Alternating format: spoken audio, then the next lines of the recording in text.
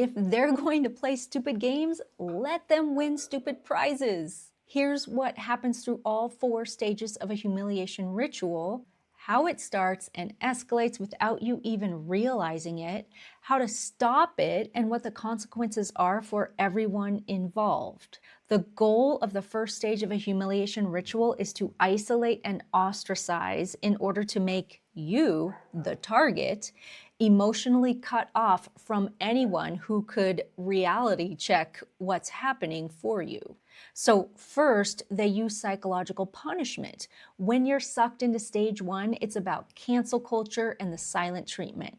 But it can definitely escalate to a full-blown humiliation ritual, even if you know for sure that you did nothing wrong and that that other person is crazy, manic, narcissistic, psychotic, whatever. I imagine that literally everyone watching this has been subject to a silent treatment.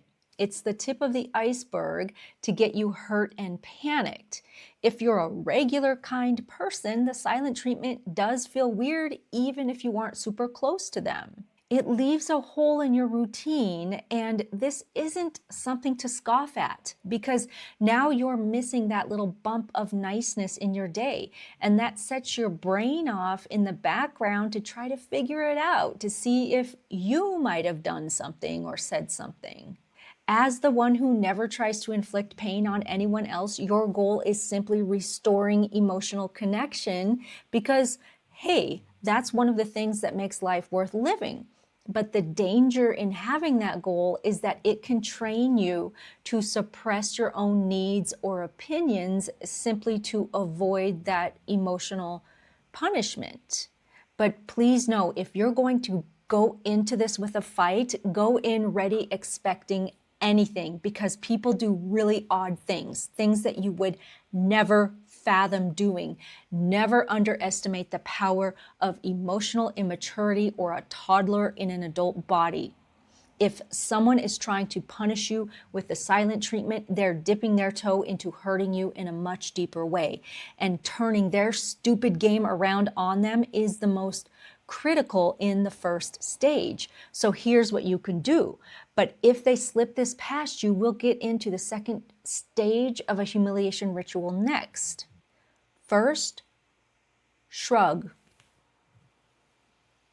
Tell yourself, if they're meant to be in communication with me, then they will. And say, okay, when you're ready to talk, you know where to find me. And then just go about life being the person that you are. Here's what the consequences might be. They might not talk to you. They might be visibly upset. They might pout or sulk, slam doors. Is there anything for you to do in that situation? Probably not, except to stay strong and not cave. They will likely get over it. And if it's someone who truly cares about you, probably the next day their tantrum is cleared. If it's not, then look at this second example. If it's someone you thought was a bit more regulated or mature, but you just discovered through this that they aren't, first, that sucks because you also have to deal with that.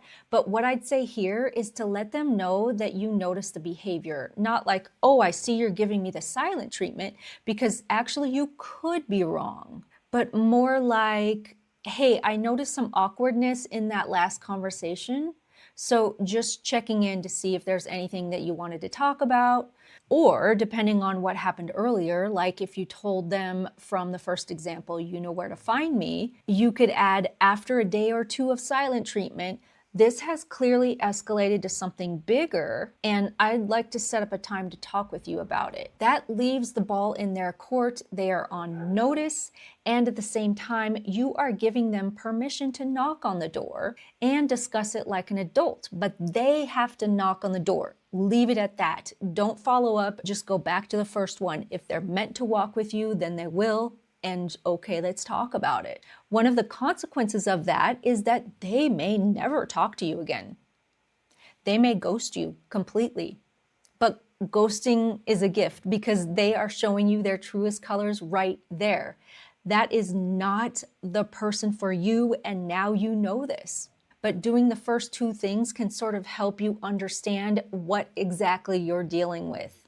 And Anyway, consequences aren't all negative. So looking forward, their absence leaves space for something new to develop, or for you to turn your emotional intention inward or towards a person in your life who actually deserves your attention. But also, unfortunately, if you're in the same circle as the abusers, they may attempt to cancel you as a way to further isolate you. They will use lies to do it, but it will be effective, no matter how ridiculous, because I'm sorry to say, but many people do not think for themselves. I don't know what it is, but they look to someone higher up on the ladder to decide what their reality is. So I'm not saying that it's going to be easy on you. It will not. But at least you are not the one playing their stupid game. You will go through the stages of grief. Reach out to real people who can help you. And I mean this. You can talk to me. I'm sick and tired of people being treated this way. I'll link my contact in the comments and description. But if you make it through this first stage without yielding, you are in much better shape going forward. And it's likely the humiliation ritual does not escalate because you have demonstrated your power and resilience. Think of it like this. They have something unhealed within them that got triggered, and they reverted back to being a toddler, and they're dealing with it in the only way they know how, by excluding you. It's possible they learned this because as a toddler, their caretaker excluded them, their needs were ignored, or this person couldn't handle things themselves, let alone how to deal with a toddler. But we're not looking to make excuses for the other person at all. It's their responsibility to heal from their traumas. It's exactly that, their trauma. But make no mistake, a toddler in an adult body can attempt some major damage to your life if you let them move you to higher stages of a humiliation ritual. Actually, let me back up just a little bit, because the silent treatment isn't as obvious as you might think. Sometimes spiritual leaders, professors, bosses, teachers, coaches start stage one of humiliating you by purposely not responding to your questions. I know a few in particular that don't answer emails right away, even if they read it and are totally available, just to train people. And these are people who call themselves spiritual. So there's that too. Okay, so then what does giving into the silent treatment mean? That's begging for attention, asking what you did wrong, following up with texts, asking people that they know about them and why they won't answer you, telling them that you're sorry even if they haven't talked to you about it. If you give in to their silent treatment or canceling, and I don't recommend this, but if you do, here's what could happen. First, what they've just done to you is to teach you new rules about your relationship with them. You are now on notice that if you don't comply with what makes them feel stable and non-reactive, then you get cut off. And so that's how stage two of a humiliation ritual proceeds, with the goal to exploit your propensity to break down from stress or confusion. This is a grueling stage because it can extend into months, even years, and that's done on purpose. You are being tested and reminded periodically that you're a target, lest you forget and let down your guard in the hopes that they've moved on. I see clearly now how I got pulled into a stage two. When they were silent treatment and canceling me, I just sat quietly questioning, did that just happen? And then I just let myself forget about it. And eventually the abusers, which is actually a nice word to describe them, eventually they got back in touch as if nothing happened, and I didn't call them out on it or question anything. So gaslighting is a huge component of a stage two humiliation ritual. Now that they've taught you a lesson, and remember, these rituals are deliberate and organized, then they begin to attack your perception of what is happening to you. Even if the target, that's you, expresses hurt or confusion, the response you get usually makes you question whether your experience was actually real. You're likely to be told by one of the minions involved that you're overreacting, imagining things, or creating stories that don't exist. There will be no obvious aggression, and that's what makes stage 2 so confusing. If this happened to you as a child, you're way more susceptible to letting these half-wits pull you forward into their web because you're used to caretakers creating wildly destabilizing events for you, followed by calm times when they love bomb you. So your instincts are just to brace and wait for it to end. Gaslighting leads to humiliation because it slowly disconnects you from your own perception and intuition, and we need that to feel grounded and stable. And when those people sense instability or imbalance, they will do whatever it takes to make you appear irrational, unstable, or crazy to other people. But also, the humiliation is not just in being gaslit. Humiliation comes from watching your confidence and connections erode while other people begin doubting you too. And they drop out of your life like the flies that they actually are. So here's something that you can do if you are at this point, because you do not want to get tangled in a stage 3 humiliation ritual. And again, I'm not saying it's easy, but here's a way to look at what's happening around you and to reverse that onto them. You're playing the long game, so just stick with it. First, like I said, these people are like flies, and shit attracts flies. So if they're falling away, that just means that they can't find what they want with you, and you don't need flies in your house anyway. But also, do not expect any information to come from them that is honest or that is grounded in consideration or love. Just do not expect that at all. If you don't accept this, the consequence is that you will constantly be wondering or trying to figure out if something is true or not. Just make it easy on yourself. It's not true. It's not real. They do not give 2 rubles about you. And the last part of stopping a stage 2 humiliation ritual, you must engage in combat with the gaslighting itself, not with the perpetrator. That means no longer letting their info be the authority on what is real to you. Since they have disconnected you from your support system already, and now they are trying to disconnect you from reality. In order to not let this escalate into a stage 3 humiliation ritual, it is critical not to communicate with them at all. They will begin to feel their loss of power. They know they are getting the stupid prize, so they will resort to mockery, playing the victim, and their emotional manipulation will escalate. They will begin to threaten those around you to see how much more that they can poke you.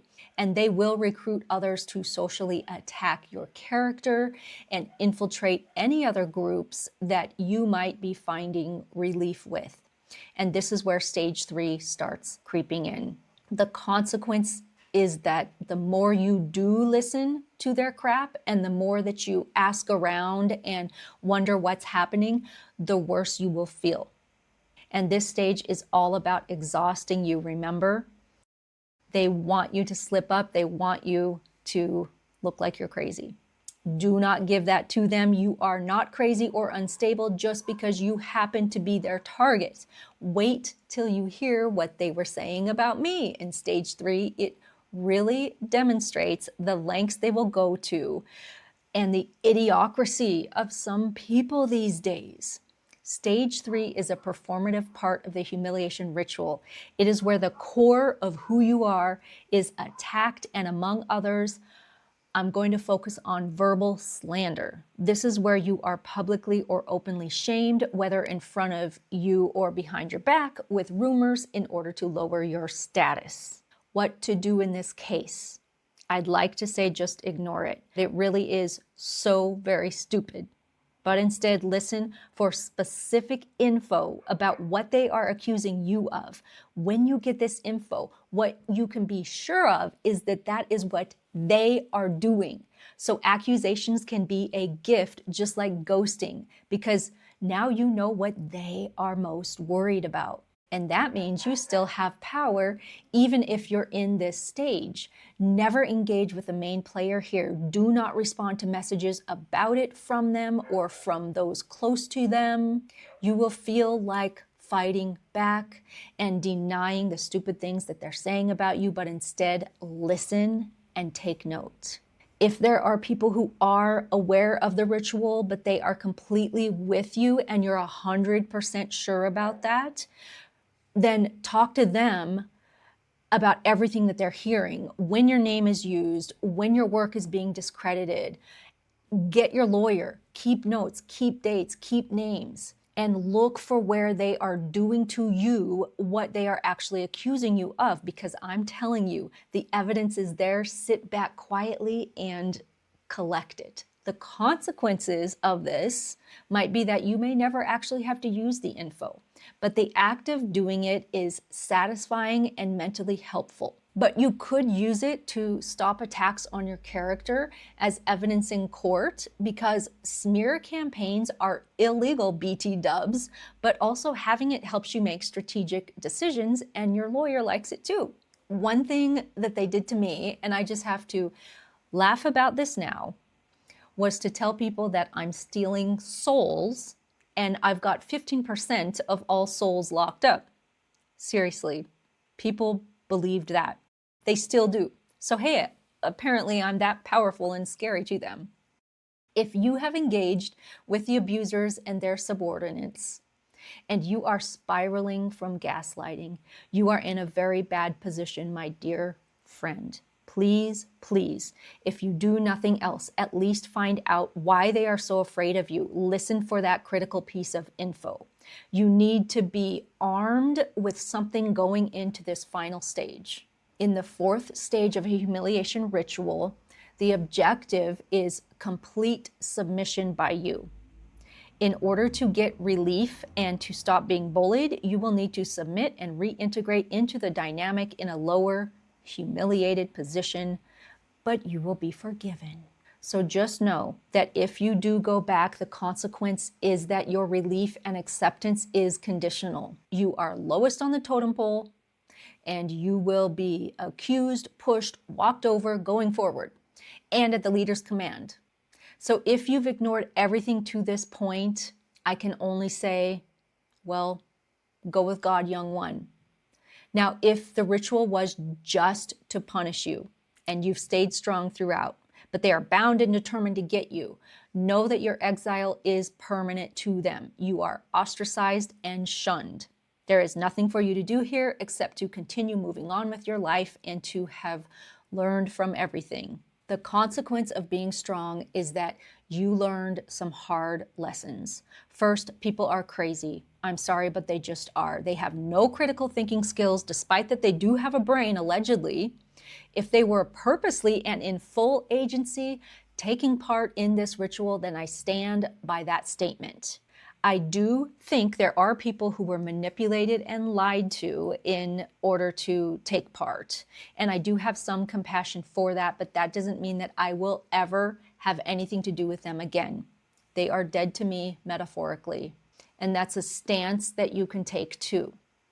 Because at this point, it's all but over. So it's no longer about stopping it. It's just about letting the dust settle. That also means that you may lose even more people from your circle, because some of those who stuck with you just wanted everybody to be friends. But at the same time, they're afraid of the abuser's wrath. So to preserve themselves, they may not be strong enough to stand with you. So let them go. See ya.